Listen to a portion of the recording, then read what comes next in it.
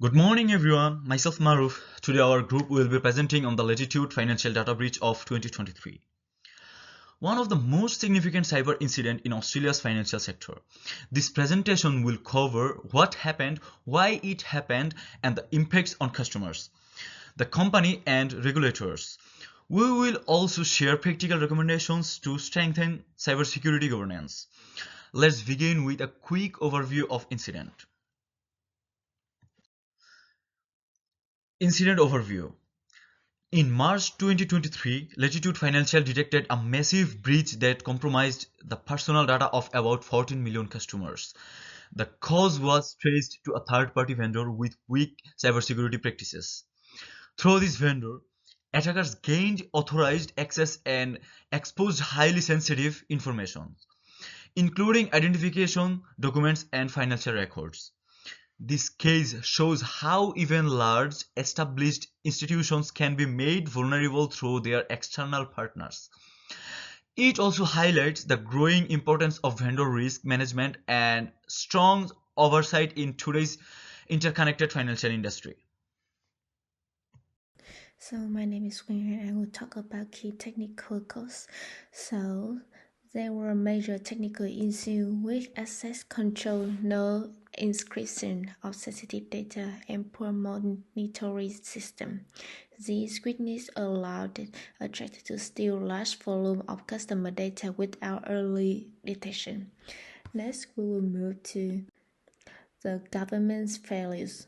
So governments were also weak, vendor risk and not managed properly. Too much sensitive data was stored unnecessarily, and Latitude did not align with framework like CO by IT, ISO 27001 and NIST, which could have prevented the incidents. Hello everyone, this is Naeem and our group is presenting about the incident of Latitude Financial Data Breach 2023, and my previous speakers had talked about the possible reasons behind it, and now I'm gonna talk about its business and regulatory impacts and some practical recommendations to prevent this kind of incidents. So let's start about the business and regulatory impacts. This breach had some serious impacts for the company: financial losses, reputational damage, and customer trust erosions. For the customers, identity theft, fraud, and privacy risks. And for the regulators, legal scrutiny, investigations, and possible fines. Let's talk about the practical recommendations to prevent this kind of incidents. We recommend stronger encryption for sensitive data, enforcing multi-factor authentication, regular penetration testing, and strict vendor audits with security compliance contracts can prevent this kind of incidents. So in the conclusion, we can summarize the incident saying that the Latitude breach was caused by both technical weakness and governance failures. It had serious financial, reputational, and regulatory impacts. Our recommendations aim to strengthen controls, governance, and resilience to rebuild trust and prevent future incidents. Thank you. Now I will talk about AES encryption and decryption. First, we will discuss about how AES encryption works.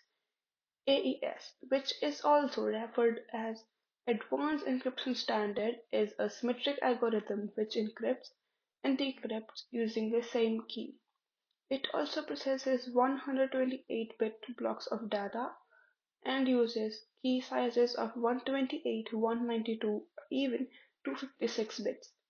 The algorithm performs a multiple number of steps for transformations, which includes sub-bytes, which replaces every single byte with a different value, shift rows, which switches rows, mix columns, it diffuses columns, and add round key, which XORs the block with the round key. By repeating all these steps a multiple number of times, the ciphertext becomes extremely hard to decode.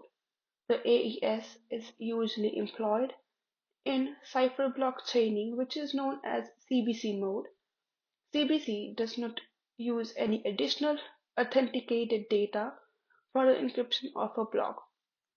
The previous ciphertext block is XORed with the plain text block before being encrypted. The initial block utilizes randomly picked initialization vector IV in order to eliminate predictive trends, which enhances security.